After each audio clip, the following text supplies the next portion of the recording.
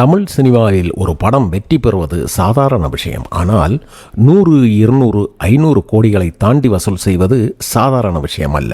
அது ஒரு சாதனை.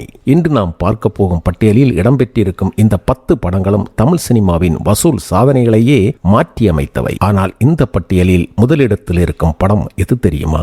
ரஜினிகாந்த், விஜய், அஜித், கமலஹாசன் என முன்னணி நட்சத்திரங்களின் படங்கள் இந்த பட்டியலில் எந்தெந்த இடங்களை பிடித்திருக்கின்றன வாருங்கள். 10வது இடம் அமரன். சிவகார்த்திகேயன் நடிப்பில் வெளியான அமரன் 2024ஆம் ஆண்டு மிகப்பெரிய வெற்றியை பெற்ற திரைப்படம். ராஜ்குமார் பெரியசாமி இயக்கிய இந்த படம் மறைந்த மேஜர் முகுந்த் வரதராஜனின் வாழ்க்கையை மையமாக கொண்டது. இந்த படம் உலக அளவில் சுமார் 300 முதல் 335 கோடி ரூபாய் வரை வசூல் செய்ததாக பல்வேறு பாக்ஸ் ஆபீஸ் எஸ்டிமேட் தெரிவிக்கின்றன. அதனால் நம்முடைய கவுண்டவுனில் 10வது இடத்தை அமரன் பிடிக்கிறது. 9வது இடம் பொன்னியின் செல்வன் 2.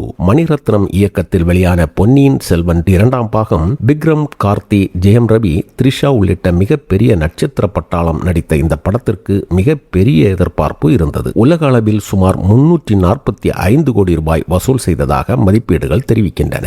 8வது இடம் விக்ரம். லோகேஷ் கனகராஜ் இயக்கத்தில் கமலஹாசன் நடிப்பில் வெளியான இந்த ஆக்ஷன் த்ரில்லர் தமிழ் சினிமாவில் மிகப்பெரிய பாக்ஸ் ஆபீஸ் சாதனை உருவாக்கியது. உலக அளவில் இப்படம் சுமார் 424 முதல் 500 கோடி ரூபாய் வரை வசூல் செய்ததாக வெவ்வேறு பாக்ஸ் ஆபீஸ் சோர்ஸ்கள் தெரிவிக்கின்றன.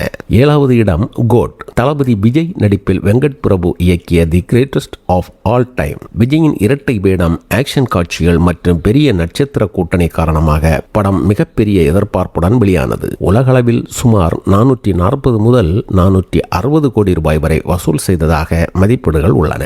6வது இடம் பொன்னியின் செல்வன் 1. மணிரத்னத்தின் பிரமாண்டமான வரலாற்று திரைப்படமான பொன்னியின் செல்வன் முதல் பாகம் வெளியான காலத்தில் மிகப்பெரிய வசூல் சாதனைகளை படைத்தது.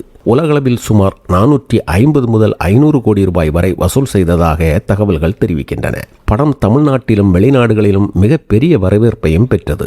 5வது இடத்தில் சூப்பர் ஸ்டார் ரஜினிகாந்தின் கூலி திரைப்படம் இருக்கிறது. லோகேஷ் கனகராஜ் இயக்கத்தில் உருவான இந்த திரைப்படம் வெளியாவதற்கு முன்பே மிகப்பெரிய எதிர்பார்ப்பை உருவாக்கியது. இதன் வேர்ல்டு வைட் கலெக்ஷனை குறித்து பல்வேறு பாக்ஸ் ஆபீஸ் எஸ்டிமேட்ஸ் வேறுபடுகின்றன. கிடைக்கும் தகவல்களில் 500 கோடிக்கும் மேல் வசூல் செய்ததாக குறிப்பிடப்படுகிறது. 4வது இடத்தில் தளபதி விஜயின் லியோ வருகிறது. லோகேஷ் கனகராஜ் இயக்கத்தில் வெளியான இந்த ஆக்ஷன் த்ரில்லர் LCU தொடர்பு காரணமாகவும் மிகப்பெரிய எதிர்பார்ப்பை பெற்றது. விஜய், த்ரிஷா, சஞ்சய் தத் உள்ளிட்டோர் நடித்த இந்த படம் உலக அளவில் சுமார் 595 முதல் 615 கோடி ரூபாய் வரை வசூல் செய்ததாக மதிப்பீடுகள் தெரிவிக்கின்றன. 3வது இடத்தில் சூப்பர் ஸ்டார் ரஜினிகாந்தின் ஜெயிலர். நெல்சன் திலீப்குமார் இயக்கிய இந்த படம் 2023 வெளியாகி பாக்ஸ் ஆபீஸில் மிகப்பெரிய வெற்றியையும் பதிவு செய்தது. ரஜினியின் மாஸ் ஸ்கிரீன் பிரசன்ஸ், அனிருத் இசை மற்றும் பல மொழி நட்சத்திரங்களின் பங்களிப்பு படத்தின் வசூலுக்கு பெரிய பலமாக அமைந்தது. உலக அளவில் சுமார் 605 முதல் 650 கோடி ரூபாய் வரை வசூல் செய்ததாக பல்வேறு எஸ்டிமேட்ஸ் இருக்கிறது. 2வது இடத்தில் இருப்பது சங்கர் இயக்கத்தில் ரஜினிகாந்த் நடித்த 2.0.